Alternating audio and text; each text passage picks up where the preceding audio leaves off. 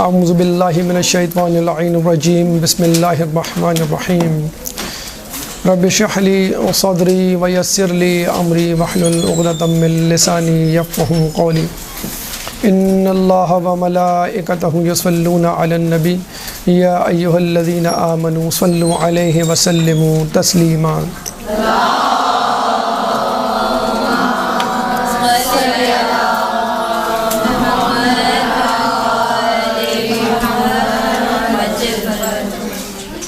ایام فاطمیہ کا آغاز ہو چکا ہے اور یہ ایام 13 جمادی الاول سے 3 جمادی الثانی تک جاری و ساری ہوتے ہیں، اور ان ایام میں جو 3 ہفتے یا کم و بیش 21 دن پر مشتمل ہیں، ہم بی بی کی ذات مقدسہ پر گفتگو کرتے ہیں۔ بظاہر یہ 3 ہفتے کا دورانیہ یا 21 دن زیادہ لگتا ہے، لیکن دیکھا جائے 14 معصومین میں جہاں 13 مرد حضرات ہیں، وہاں ایک خاتون معصومہ ہونے کے ناطے بی بی کا حق اس سے بھی زیادہ بنتا ہے۔ اور دیکھا جائے بی بی کی ذات مقدسہ کو ذہن میں رکھتے ہوئے تو 21 دن کیا پوری زندگی ناکافی ہے بی بی کے مسائل، بی بی کے مصائب اور بی بی کی فضیلتوں کو گننے کے لیے۔ چھٹے امام امام جعفر صادق علیہ السلام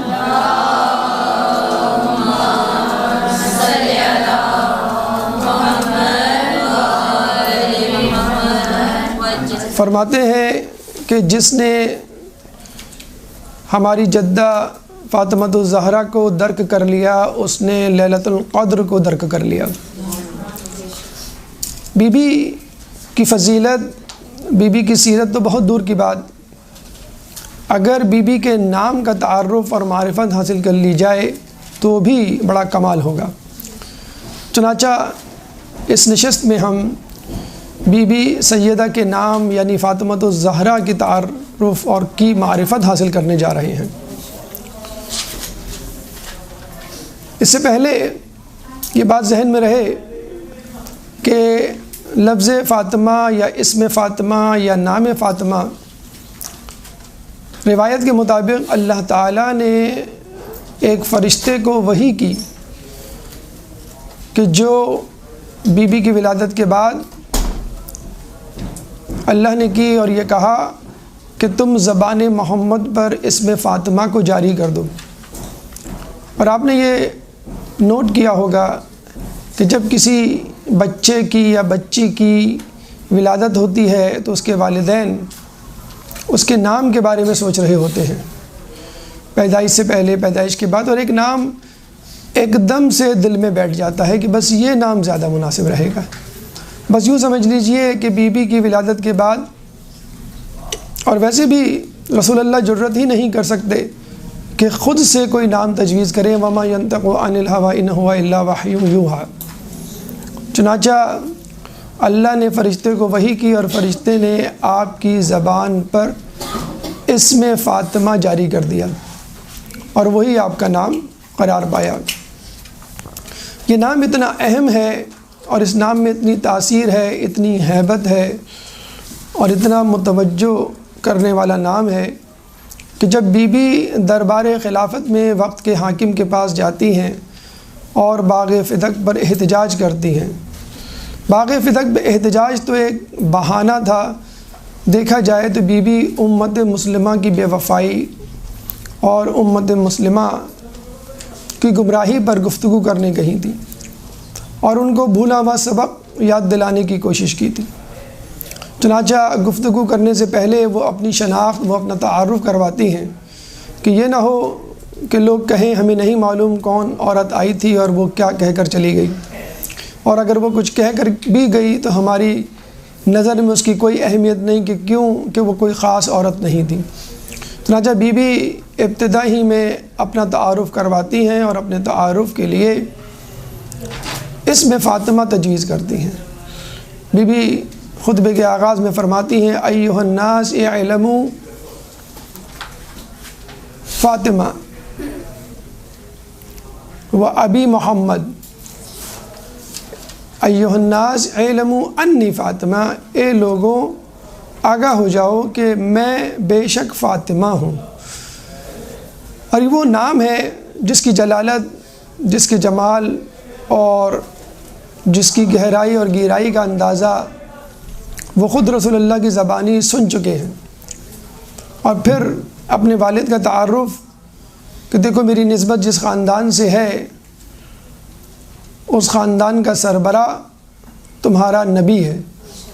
کہ جس کی وجہ سے تمہیں اس دنیا میں کوئی قدر و منزلت حاصل ہوئی۔ لیکن افسوس کے ساتھ کہنا پڑتا ہے کہ لوگوں نے بی بی فاطمہ اور ان کے نام کی کوئی قدر نہ کی اور ان کو نہیں پہچانا، اگر پہچانا بھی تو اپنی دنیاوی ہوس کا شکار ہو کے ان کی پاسداری نہ کی، ان کے حقوق کو نہ پہچانا، اپنے فرائض کی انجام دہی نہ کی۔ چنانچہ وہ مظالم میں اتنے آگے بڑھ گئے کہ فاطمہ نام کی عورت، علی حسن و حسین نام کا مرد ان کو آنکھوں میں کھٹکتا تھا۔ چنانچہ آئمہ کی ہمیشہ سے یہ تاکید رہی کہ اپنے بچوں کے نام اہل بیت کے ناموں پر رکھو، بچیوں کے نام فاطمہ و زینب پہ رکھو اور مردوں کے نام محمد، علی، حسن و حسین پہ رکھو۔ اور اس میں فاطمہ کی تو خاص طور پہ تاکید کی گئی۔ کہتے ہیں کہ ایک شخص سے چھٹے امام نے کہا کہ اگر تمہارے ہاں بچی ہوئی تو اس کا تم کیا نام رکھو گے؟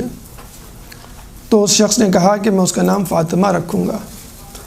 آپ نے کہا کیا تم اس کا نام فاطمہ رکھو گے؟ یعنی بڑے حیران ہوئے اور بہت خوش ہوئے۔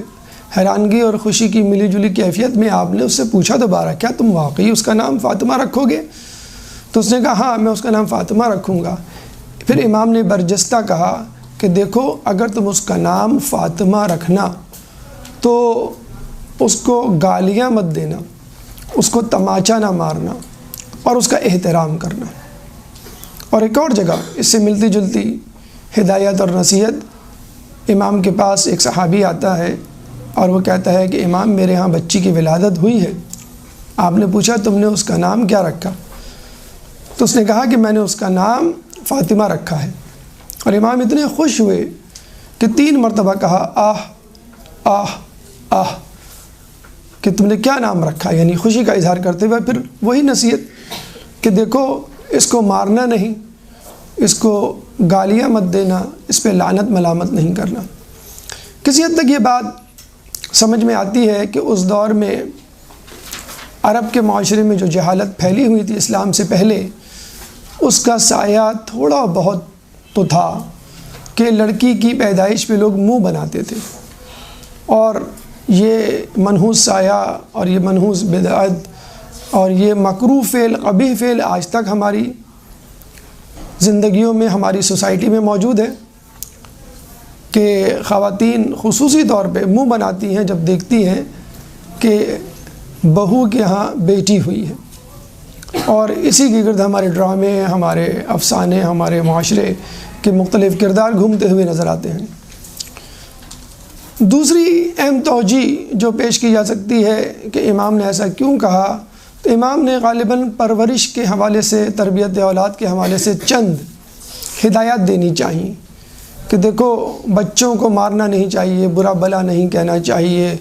ان کو رسپیکٹ دینی چاہیے تاکہ وہ بھی بدلے میں رسپیکٹ دیں، اور جو کچھ آپ ان کے ساتھ کریں وہ اور لوگوں کے ساتھ کریں۔ لیکن ہم یہ سمجھتے ہیں کہ امام کی نصیحت میں اور زیادہ گہرائی ہے۔ امام جب یہ کہتے ہیں کہ دیکھو اس کو تماچا نہ مارنا،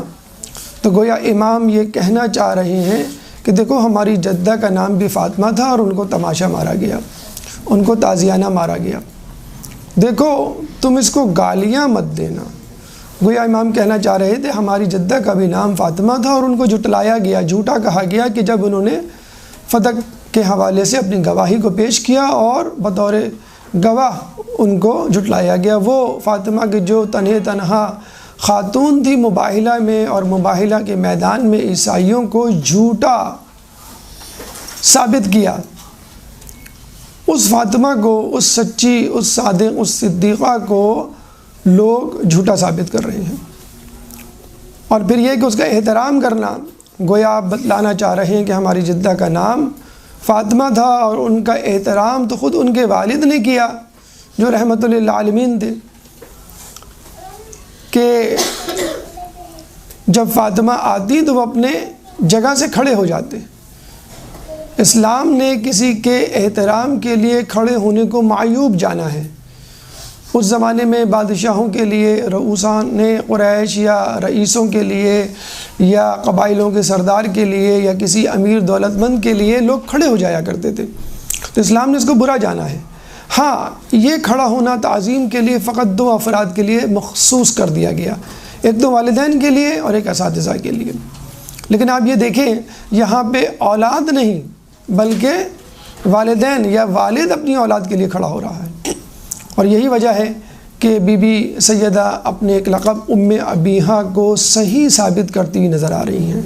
کہ دیکھو میرا باپ میرے لیے کھڑا ہو رہا ہے تو یقیناً میں ام ابیہا ہوں۔ اور نہ صرف کھڑے ہوتے بلکہ اپنی جگہ پر بی بی سیدہ کو بٹھاتے، اپنی بیٹی کو بٹھاتے۔ باپ یا کوئی بڑا شخص کسی جگہ بیٹھا ہو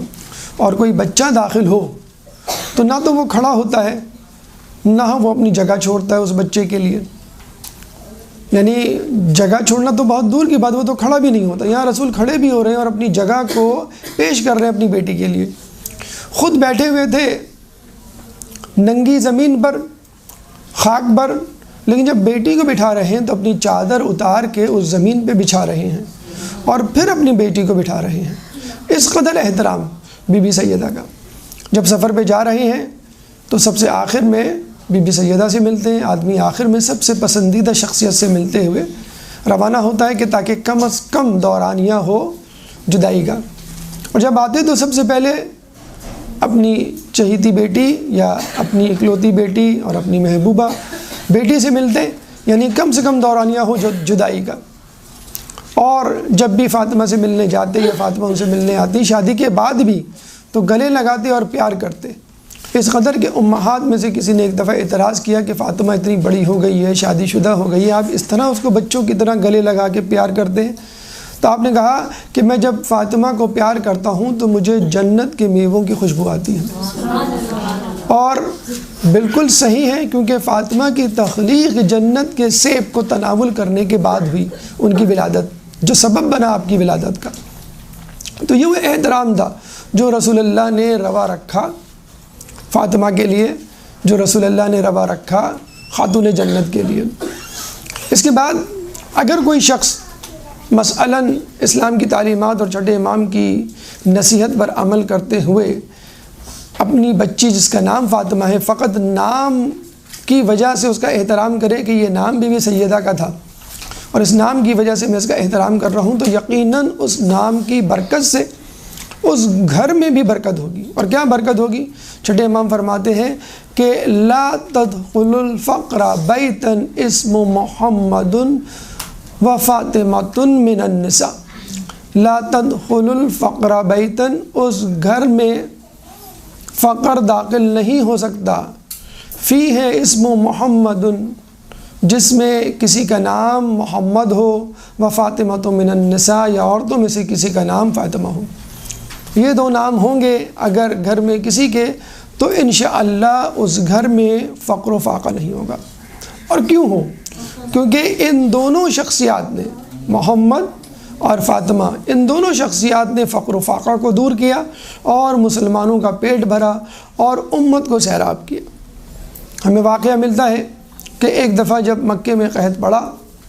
تو رسول اللہ نے تمام دولت خرچ کر دی خدیجہ کی اور اناج خرید کے لوگوں میں تقسیم کر دیا۔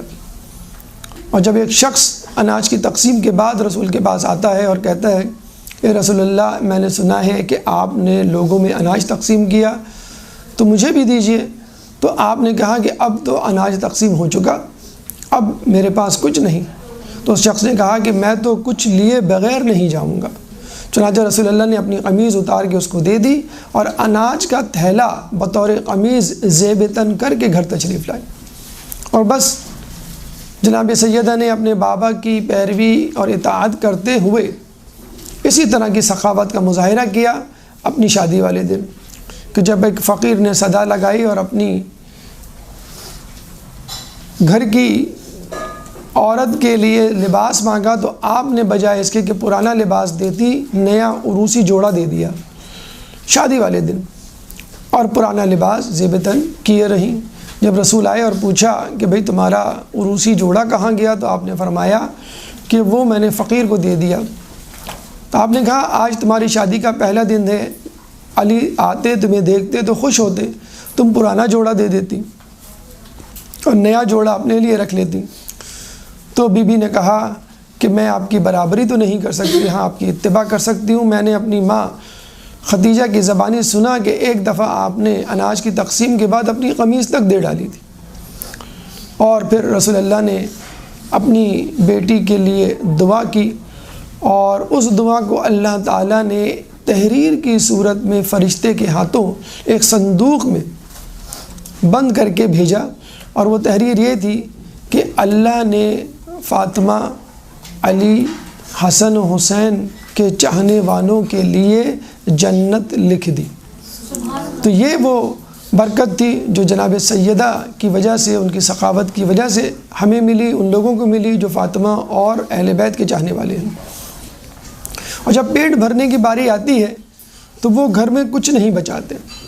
اور جس طرح فاطمہ نے اپنے پدر گرامی کی اطاعت کی، اتباع کی، اسی طرح آپ کے بیٹوں نے بھی آپ کی اطاعت اور پیروی کی، کہ جب حسنین بیمار پڑتے ہیں تو رسول کی نصیحت کے مطابق، مشورے کے مطابق آپ 3 روزے کی نظر مانتی ہیں، اور جب وہ ٹھیک ہو جاتے ہیں تو وہ 3 روزے رکھتی ہیں۔ آپ کے ساتھ مولا علی، فضہ اور جناب حسنین بھی روزہ رکھتے ہیں۔ اور آپ نے پھر سنا ہوگا کہ ایک دن ایک مسکین آتا ہے افطار کے وقت، ایک دن یتیم آتا ہے، اور ایک دن اسیر آتا ہے،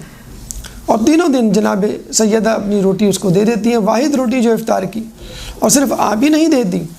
مولا علی، فضہ اور 2 چھوٹے چھوٹے بچے جنہوں نے نظر بھی نہیں مانی تھی، وہ بھی اپنی روٹی دے دیتے ہیں۔ اور پھر سورہ دہر کی آیت اترتی ہے، وَيُطْعِمُونَ الطَّعَامَ عَلَىٰ حُبِّهِ مسکینا و یتیما و اسیرا، کہ وہ اللہ کی محبت میں یتیموں کو، اسیروں کو اور مساکین کو سیراب کرتے ہیں۔ تو یہ وہ محمد، یہ وہ فاطمہ، یہ وہ عظیم شخصیات کہ جنہوں نے مسلمانوں کو سیراب کیا، جنہوں نے مسلمانوں کا پیٹ بھرا اور محتاجی اور فقر کو دور کیا۔ نہ صرف محتاجی اور فقر کو دور کیا بلکہ روم و فارس کی سلطنتیں ان کے سرنگوں ہوئی، اور ان کی فتوحات کی خوشخبری خود رسول اللہ اپنی زندگی میں دے گئے۔ یہ وہ فاطمہ ہے، یہ وہ اسم فاطمہ ہے، یہ وہ الہامی اسم ہے کہ جس کو اللہ تعالیٰ نے زبان محمد پہ جاری کیا۔ آئیے اس فاطمہ کی مزید تحقیق اور تفصیل میں جاتے ہیں اور دیکھتے ہیں کہ یہ اسم فاطمہ اپنے اندر کیا کیا پیغامات پوشیدہ رکھے ہوئے ہیں۔ لیکن اس سے پہلے ایک درود پڑھ دیں محمد والے محمد۔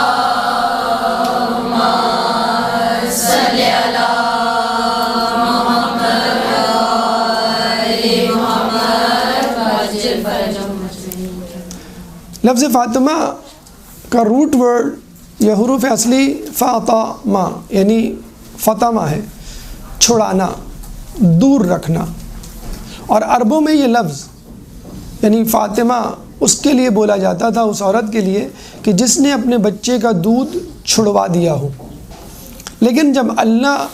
کسی کا نام فاطمہ رکھے تو فقط یہ سطحی معنی اس کے ذہن میں نہیں ہوتے، بلکہ ایک دقیق، ایک وسیع اور مہم معنی اپنے لیے فاطمہ پوشیدہ رکھے ہوئے ہوتا ہے۔ تو ہم دیکھتے ہیں مختلف روایات میں اس چھڑانے، دور رکھنے کے حوالے سے مختلف توجیحات پیش ہوئی ہیں۔ ایک روایت کے مطابق فاطمہ اس کو کہتے ہیں کہ جس کو اللہ تعالیٰ نے جہنم کی آگ سے دور کر دیا،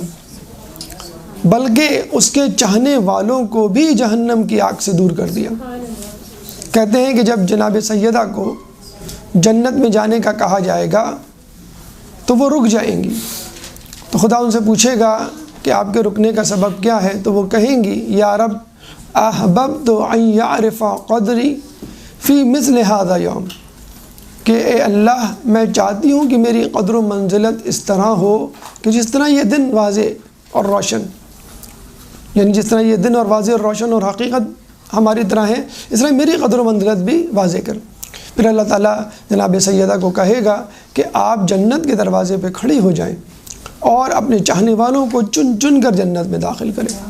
چنانچہ آپ ایسا ہی کریں گی اور اپنے چاہنے والوں کو چن چن کے جنت میں داخل کریں گی۔ یہی نہیں، کہا یہ جاتا ہے کہ بی بی کے چاہنے والوں کے چہروں کی پیشانی پہ لکھ دیا جائے گا مومن، اور بی بی کے دشمنوں کے چہروں کی پیشانی پہ لکھ دیا جائے گا کافر۔ یعنی بی بی کی محبت اور دشمنی کفر و ایمان کا مسئلہ بن جائے گی۔ اب جو مومن ہوگا، یعنی جس کی پیشانی پہ مومن لکھا ہوگا، اس کو جنت میں ڈال دیا جائے گا، اور جس کی پیشانی پہ کافر لکھا ہوگا وہ دوزخ میں ڈال دیا جائے گا۔ کہتے ہیں کہ ایک مومن کثرت گناہ کی وجہ سے جہنم میں ڈالنے کے لیے لے جایا جا رہا ہوگا۔ عین جہنم کے کنارے جناب سیدہ اس فرشتے کو روک لیں گی اور خدا کی طرف شکوہ کر کے کہیں گی، اے خدا تو نے تو کہا تھا کہ میرے چاہنے والوں کو جہنم میں نہیں ڈالے گا۔ تو خدا کہے گا میں تو اس لیے اس کو جہنم میں ڈالنے کے لیے لے جا رہا تھا کہ تم اس کے لیے آڑ بنو اور اس کے لیے شفاعت کرو، اور تمام اہل محشر یہ دیکھ لیں کہ میں تمہاری شفاعت کو قبول کرتا ہوں۔ چنانچہ پھر اللہ حکم دے گا اور اس شخص کو دوبارہ جنت میں ڈال دیا جائے گا۔ لیکن یہاں پہ ایک بات جس کی وضاحت اشد ضروری ہے کہ لوگ یہ سمجھتے ہیں کہ بھئی اب تو شفاعت کا ذمہ بی بی نے لے لیا، اب ہم جتنے چاہیں گناہ کریں، کوئی ہمیں روکنے والا نہیں۔ تو جب آپ گناہ کرنے پہ تلے ہوئے ہیں، جہنم میں جانے کے لیے بضد ہیں، تو پھر آپ کو جنت کی ہوا کھانی ہی چاہیے۔ چنانچہ پانچویں امام محمد باقر علیہ السلام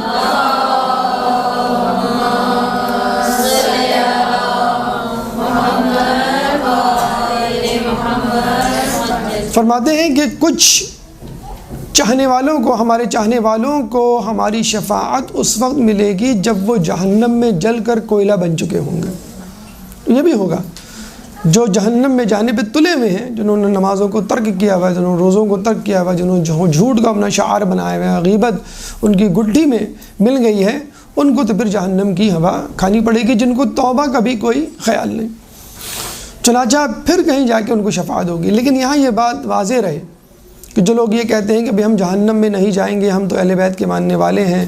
اور پنجتن کے چاہنے والے ہیں، اور اگر جائیں گے بھی تو کچھ دنوں کے لیے، تو کہا یہ جاتا ہے کہ جناب زہرا اس وقت تک جنت میں نہیں داخل ہوں گی جب تک ایک ایک مومن، یعنی آخری شیعہ، آخری مومن بھی جنت میں نہ داخل ہو جائے۔ اور کچھ جگہوں پہ یہ مدت 3000 اور کچھ جگہوں پہ 30,000 یا اس سے بھی زائد۔ اب آپ دیکھ لیجئے کہ وہ شخص جو گناہوں کی وجہ سے جہنم میں جلایا جائے گا، یہ تو اس کا اپنا فعل ہے، اس کی اپنی خطا لغزش ہے کہ جس کی وجہ سے وہ جہنم میں جلایا گیا۔ لیکن آپ اپنے جہنم میں جلنے کی وجہ سے بی بی سیدہ کو تکلیف دے رہے ہیں، اور وہ جنت کے دروازے پہ کھڑی آپ کا انتظار کر رہی ہیں۔ چنانچہ گناہ کرنے سے پہلے سوچ لیجئے، کیا میں بی بی کے کھڑے ہونے کا، بی بی کے اذیت دینے کا سبب تو نہیں بن رہا؟ ہم بڑے مزے سے ان لوگوں پہ لعنت بھیج دیتے ہیں، برا بھلا کہہ دیتے ہیں، تبرہ کرتے ہیں کہ جن لوگوں نے بی بی کو دربار میں کھڑا رکھا اور ایک اندازے کے مطابق 2 گھنٹے سے زیادہ کھڑا رکھا اور بیٹھنے کا بھی نہیں کہا، اور جو احتجاج کیا انہوں نے کھڑے کھڑے کیا،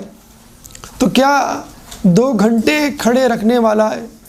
شخص جو اس کا سبب بن رہا ہے وہ زیادہ قابل لعنت، قابل ملامت ہے، یا وہ شخص جو ہزاروں سال بی بی کے کھڑے ہونے کا سبب بن رہا ہے؟ نہ صرف کھڑے ہونے کا سبب بن رہا ہے بلکہ بی بی کی شرمندگی کا بھی سبب بن رہا ہے کہ بی بی کا کیسا چاہنے والا ہے کہ جو جہنم کی آگ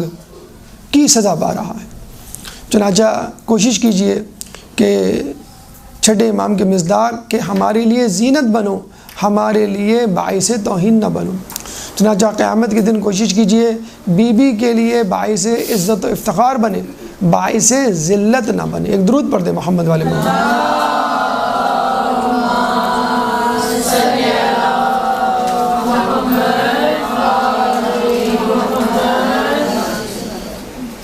چھڑانے والی یا دور رکھنے والی، یا جس کو دور رکھا گیا ہو، ایک روایت میں ملتا ہے کہ جناب سیدہ کو ہر قسم کی نجاست، برائی اور شر سے دور رکھا گیا ہے، اس لیے آپ کا نام فاطمہ، اور اس کی گواہی خود قرآن دیتا ہوا نظر آتا ہے۔ سورہ احزاب آیت نمبر 33 میں اللہ فرماتا ہے انما یرید اللہ لیذھب عنکم الرجس اہل البیت ویطہرکم تطہیرا۔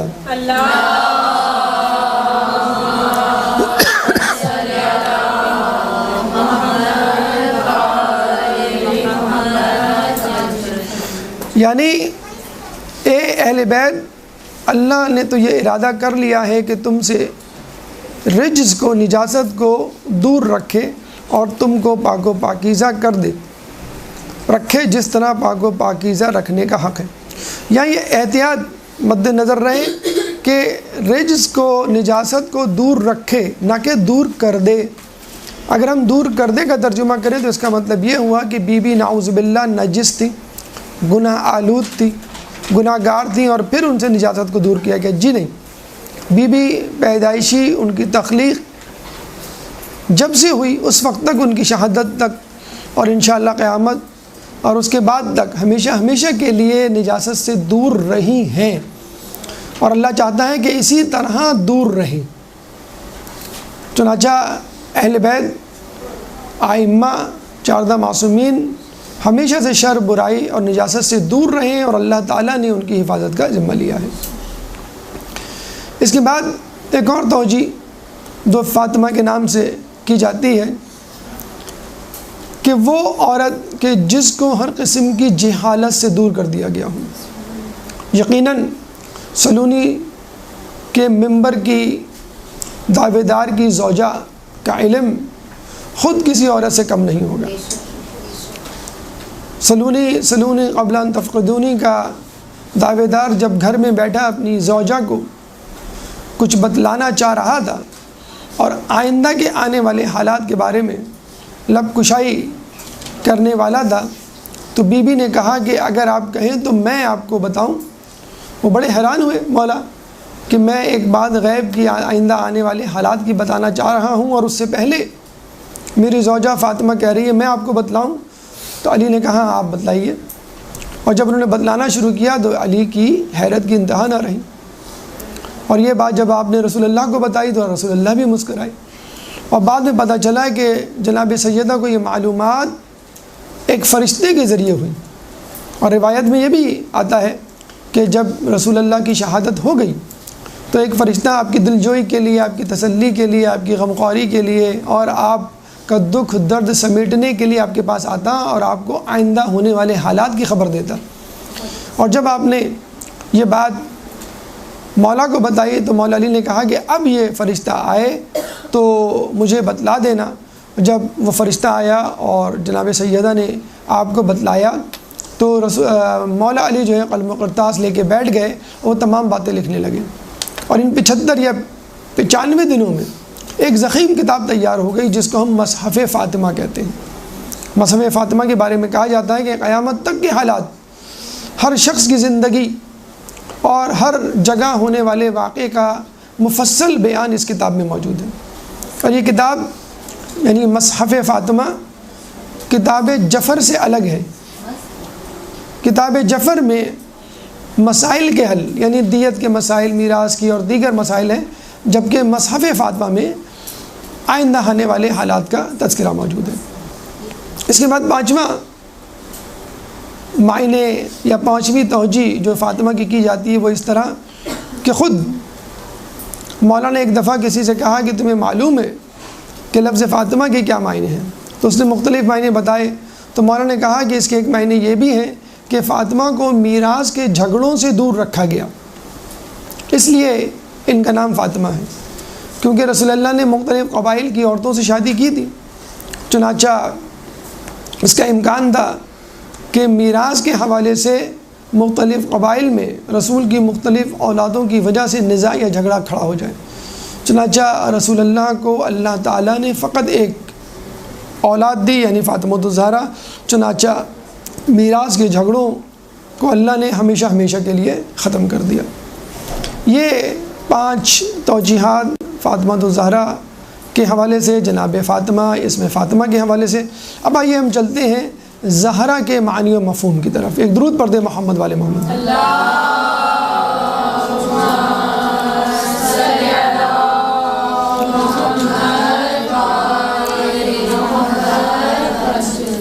پہلا مفہوم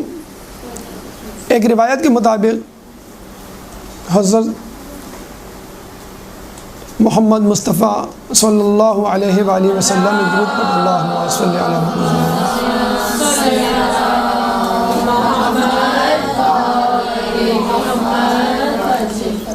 کہ چچا جناب حضرت عباس بن عبد المطلب آپ کے پاس آئے اور کہنے لگے کہ ہم اور آپ ایک ہی قبیلے سے تعلق رکھتے ہیں، اور جب ہم ایک ہی قبیلے سے تعلق رکھتے ہیں تو علی ہم میں سب سے افضل کیوں؟ تو رسول اللہ نے ایک طویل حدیث میں تخلیق پنجتن کا تذکرہ کیا کہ جس میں علی کی فضیلت بھی آ گئی اور جناب سیدہ کی، اور پھر وہ قائل ہو گئے۔ رسول نے فرمایا کہ جب کائنات نہیں وجود میں آئی تھی،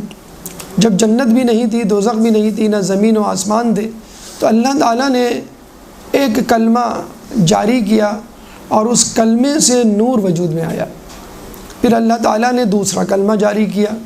اور اس سے روح وجود میں آئی۔ پھر اللہ نے روح اور نور کو آپس میں ملا دیا اور اس سے میرا نور تخلیق کیا، یعنی رسول وجود میں آئے، اور رسول کے نور سے عرش کو تخلیق کیا، چنانچہ رسول عرش سے افضل۔ پھر اس کے بعد علی کے نور کو تخلیق کیا اور علی کے نور سے آسمانوں کو پیدا فرمایا، چنانچہ علی آسمانوں سے افضل۔ اس کے بعد حسن کے نور کو پیدا کیا اور حسن کے نور سے آفتاب کو تخلیق کیا، چنانچہ امام حسن سورج سے، آفتاب سے افضل۔ اس کے بعد حسین کو تخلیق کیا اور حسین کے نور سے قمر یعنی چاند کو تخلیق کیا، چنانچہ حسین چاند سے افضل۔ پھر کہتے ہیں کہ اللہ تعالیٰ نے کائنات میں ایک ظلمت، ایک اندھیرا طاری کر دیا، اور اتنی زیادہ تاریکی پیدا ہو گئی کہ فرشتے گھبرا گئے، اور انہوں نے اللہ تعالیٰ سے کہا کہ اے خدا تو اس کائنات میں روشنی کر تاکہ ہم اس ہیبت سے نجات پائیں، اس خوف سے نجات پائیں جو ہمارے دلوں میں پیدا ہو گیا ہے۔ چنانچہ اللہ تعالیٰ نے نور فاطمہ کو پیدا کیا، اور اس کی شمع کو جب جلایا گیا تو اس پوری کائنات میں روشنی ہوئی۔ چنانچہ رسول مولا علی حسن و حسین کے ہوتے ہوئے بھی تاریکی تھی، تو اللہ تعالیٰ نے اس تاریکی کو فاطمہ کے وجود سے ختم کیا۔ آپ یوں کہہ سکتے ہیں کہ جناب سیدہ کی معرفت کا نور جب کسی کے دل میں پیدا ہوتا ہے تو باقی چار نور بھی سمجھ میں آ جاتے ہیں، اور یہی وجہ ہے کہ اللہ تعالیٰ نے جناب سیدہ کے تعارف کو وسیلہ بنایا بقیہ پنجتن کے تعارف کا، کہ جب فرشتوں نے پوچھا کہ اس چادر کے نیچے کون ہے، تو اللہ نے کہا ہم فاطمہ و ابوہا و بالوہا و بنوہا، وہ فاطمہ ہے، اللہم صلی علی محمد،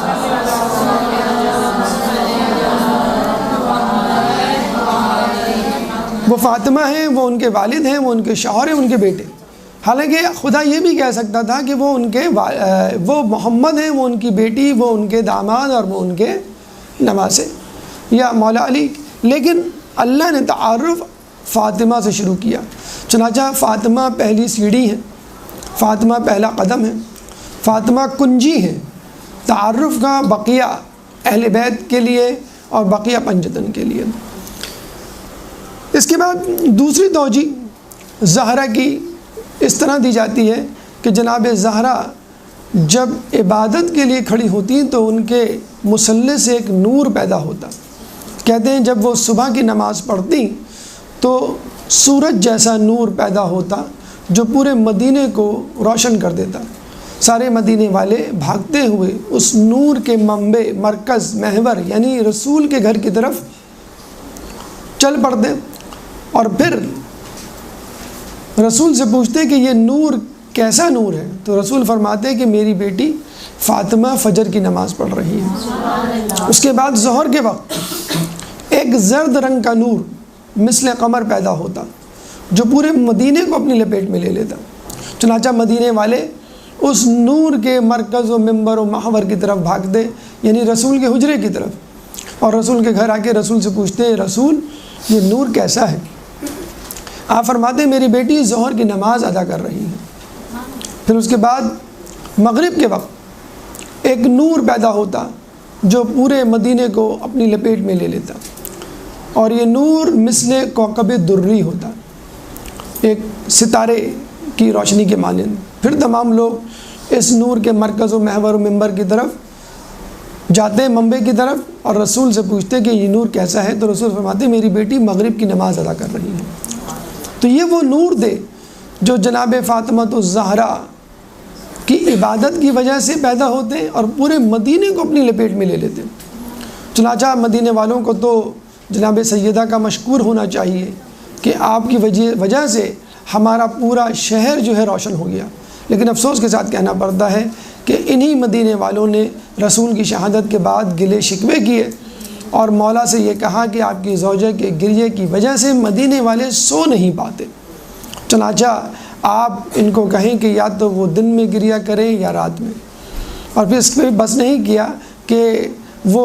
مدینے میں گریا کریں، چنانچہ مولا نے آپ کے لیے مدینے سے باہر بیت الحزن تعمیر کیا۔ ایک تیسری توجہ جو زہرا کے نام سے پیش کی جاتی ہے وہ یہ پیش کی جاتی ہے کہ جناب سیدہ کو جنت میں ایک قبہ، ایک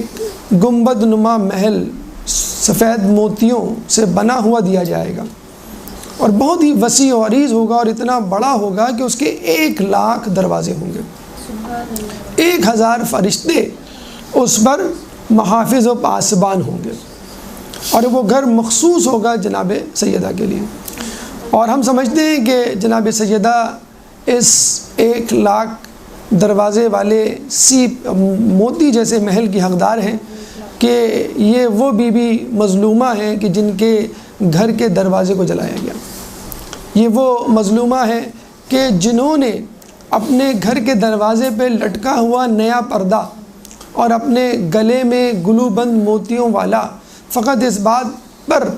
اللہ کی راہ میں قربان کر دیا کہ رسول اللہ نے جب جناب سیدہ کے دروازے پہ نیا پردہ لٹکا ہوا دیکھا اور گلے میں گلو بند دیکھا موتیوں کا تو کہا کہ اہل بیت کو دنیا سے کیا کام۔ چنانچہ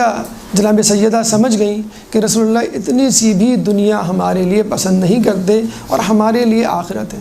چنانچہ گلو بند موتیوں کا جو تھا اس کے بدلے آپ کو موتیوں سے بنا ہوا محل دیا، اور جو دروازہ اور دروازے کے اوپر جو کپڑا تھا اس کے بدلے 1,00,000 دروازوں والا محل عطا کیا۔ یہ ایک تیسری توجہ جو آپ کے لیے پیش کی جاتی ہے۔ ایک درود پڑھ دیں محمد والے محمد۔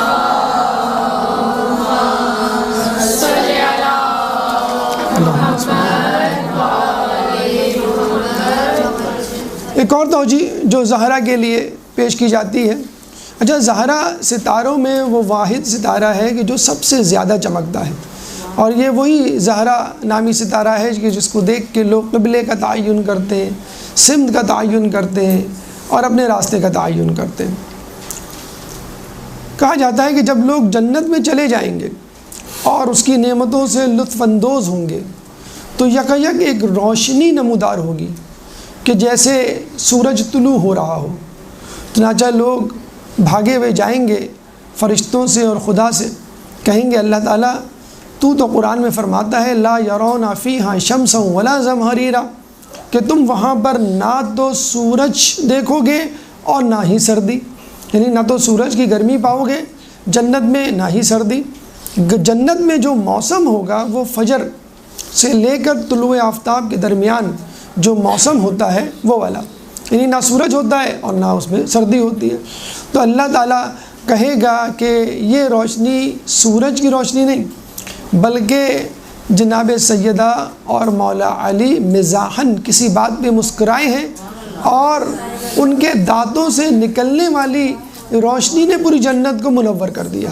یہ وہ روشنی ہے جس کی وجہ سے پوری جنت منور ہو گئی ہے، اور یقیناً ہم سمجھتے ہیں کہ جناب سیدہ کو اور جناب امیر المومنین اور مولا کائنات کو ہنسنے کا اور خوش ہونے کا جنت میں حق ہے، اور وہ اس طرح کہ یہ وہ لوگ تھے جن کو رلایا گیا، یہ وہ لوگ ہیں جن کے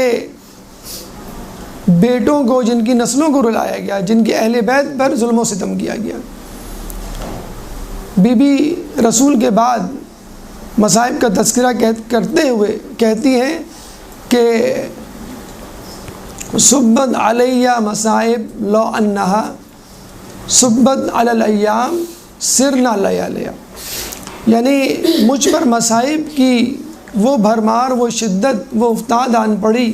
کہ اگر یہ مصائب دنوں پر پڑتے تو وہ رات کی تاریکی میں تبدیل ہو جاتے۔ چنانچہ اللہ تعالیٰ نے آپ کی آزمائشوں، آپ کے دکھوں، آپ کی تکالیف، آپ کے مصائب کو مد نظر رکھتے ہوئے جنت میں آپ کو یہ مقام عطا کیا۔ تو یہ مختصر سی سرگزشت مفاہیم، معنی اور مختلف توجیہات فقط آپ کے نام کی، یعنی فاطمۃ الزہرا کی۔ اللہ تعالیٰ سے دعا ہے کہ ہمیں فاطمۃ الزہرا کی معرفت نصیب فرمائے، ہمیں ان کی سیرت پر چلنے کی توفیق عطا فرمائے، ہمیں قیامت کے دن ان کی شفاعت سے بہرہ مند فرمائے۔ جو لوگ پریشان حال ہیں ان کی پریشانی کو دور فرما، جو بیمار ہیں ان کو صحت کاملہ عطا فرما، جو بے روزگار ہیں ان کو رزق حلال عطا فرما، یوسف زہرا امام زمانہ کے ظہور میں تعجیل فرما اور ہمیں ان کے انصار و اعوان میں شامل فرما۔ ربنا تقبل منا انک انت السمیع العلیم وتب علینا انک انت التواب الرحیم برحمتک یا ارحم الراحمین۔ برحمتک یا ارحم الراحمین وصلی اللہ علی محمد وآلہ